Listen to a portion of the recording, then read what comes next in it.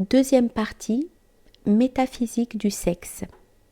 Chapitre 13, le mythe de l'androgyne.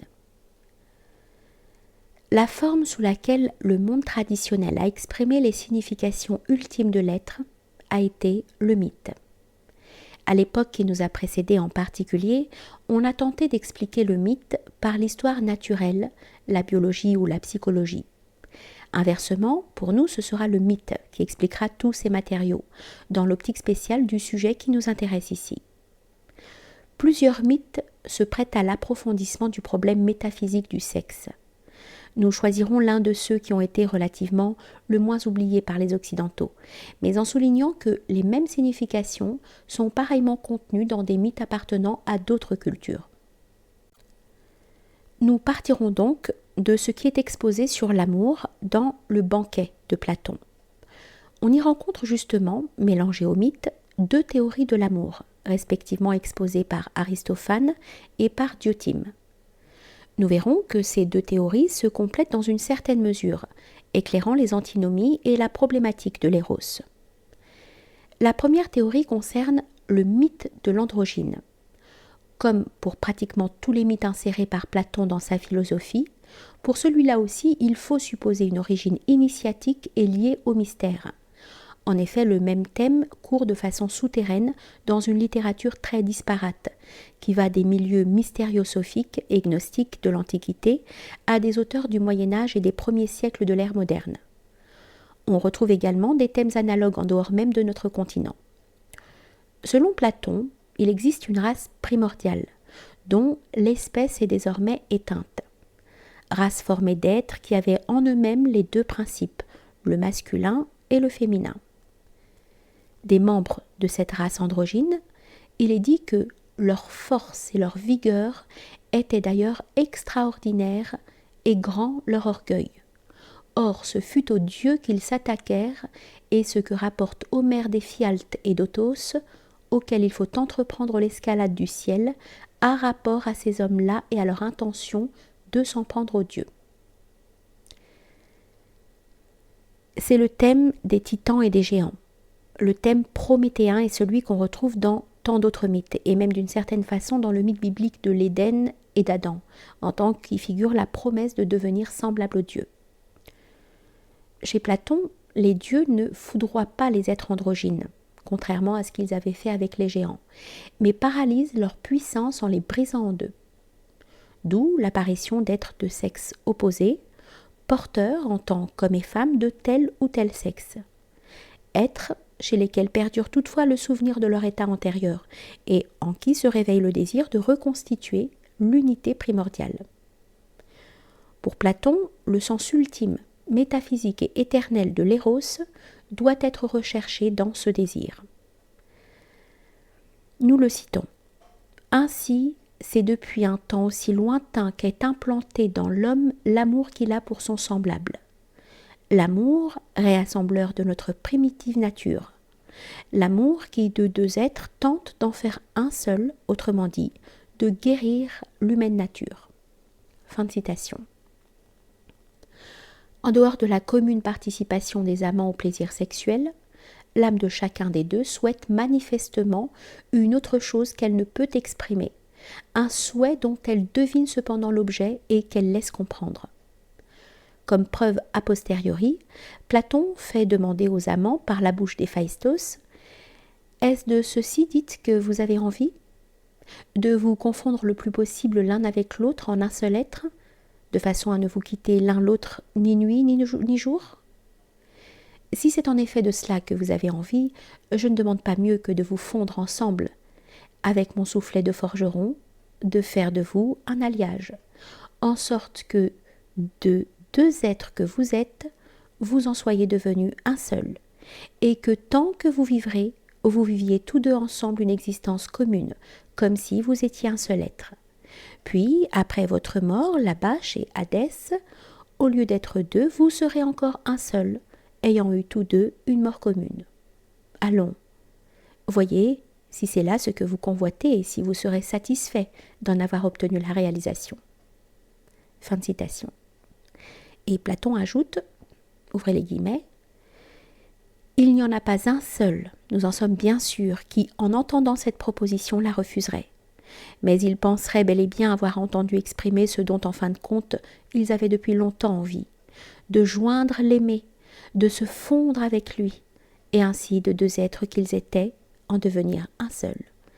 En voilà effectivement la raison. Notre antique nature était celle que j'ai dite, et nous étions d'une seule espèce.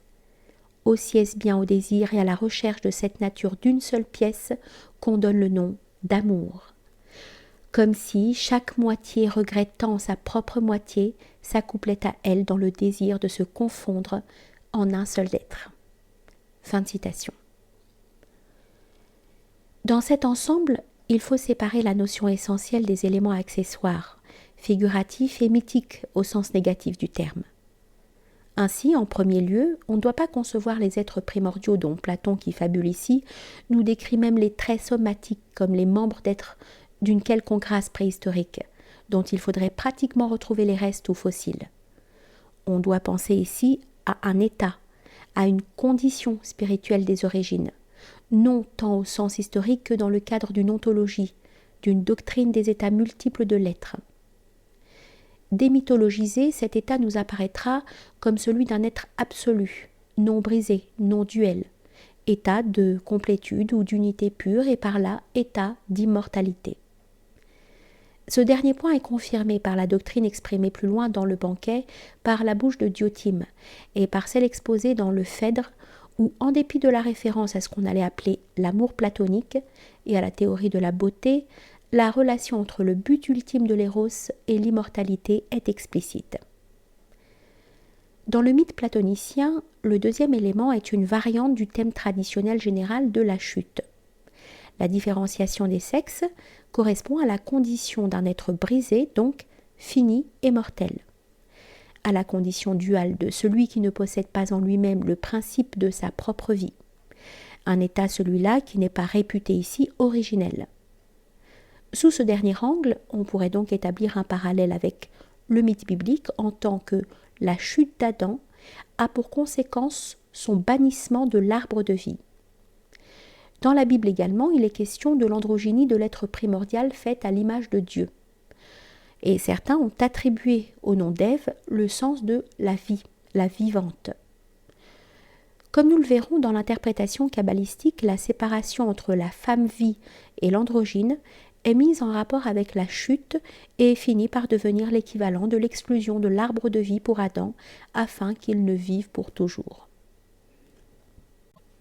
Dans l'ensemble, le mythe platonicien est donc de ceux qui évoquent le passage de l'unité à la dualité, de l'être à la privation de l'être et de la vie absolue. Toutefois, son caractère distinctif et son importance résident dans le fait qu'il s'applique précisément à la dualité des sexes pour indiquer le sens occulte et l'objet ultime de l'éros.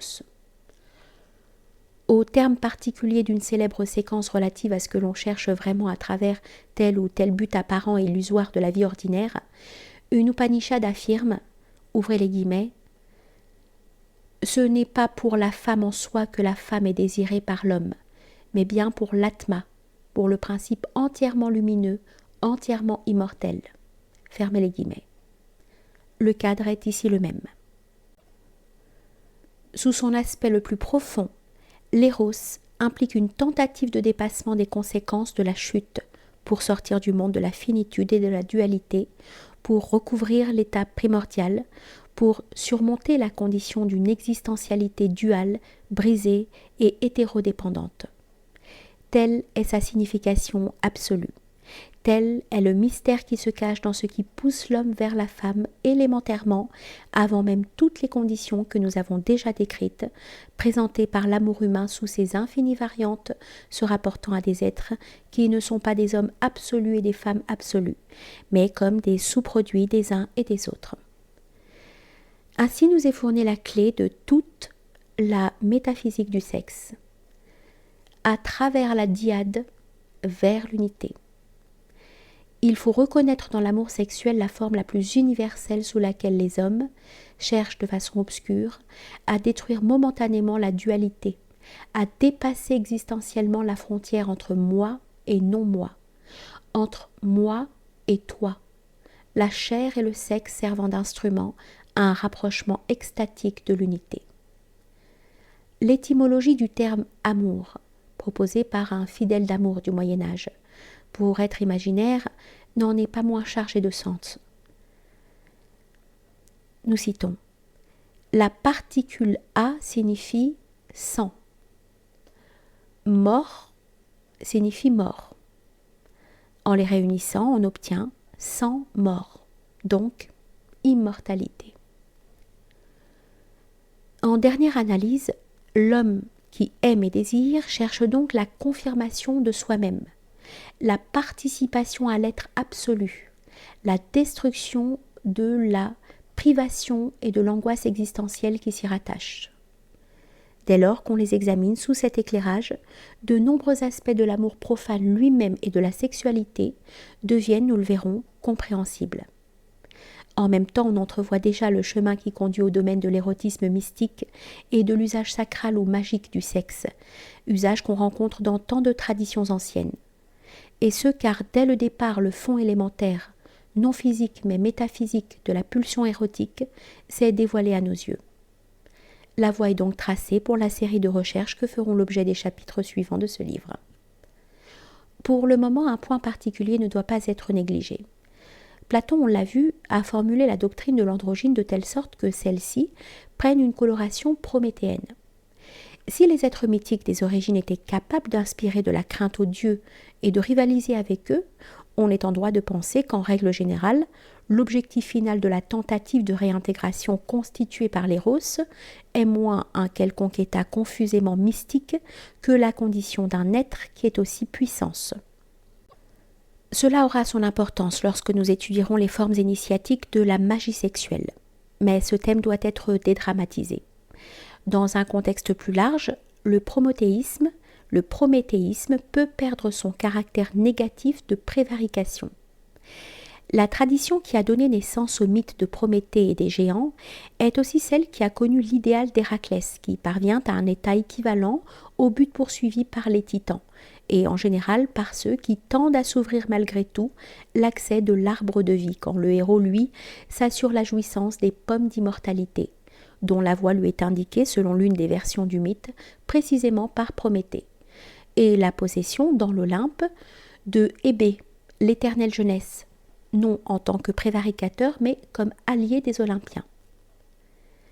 Il fallait faire cette réserve avant de signaler que le moment prométhéen, latent dans l'éros, est effectivement attesté sous la forme d'allusions présentes dans plusieurs traditions.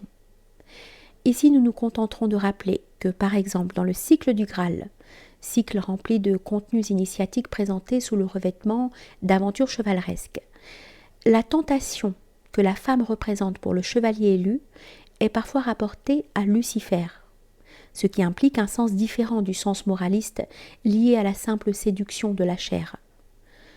En second lieu, chez Wolfram von Eschenbach, la perdition d'Amfortas est mise en relation avec son choix comme devise du mot « à mort ».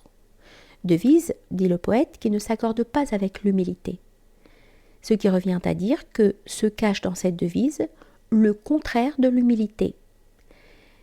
Il faut souligner du reste qu'il est question chez Wolfram de s'ouvrir la voie du Graal, les armes à la main, donc avec violence, et que le héros principal du poème Parzival en arrive même à une espèce de révolte contre Dieu. Or, s'ouvrir la voie du Graal, cela équivaut plus ou moins quant au contenu à s'ouvrir de nouveau la voie de l'arbre de vie ou d'immortalité, car tout le cadre affadi propre au Parsifal de Wagner ne correspond en rien aux thèmes originels prédominants et ne mérite pas d'être pris en considération.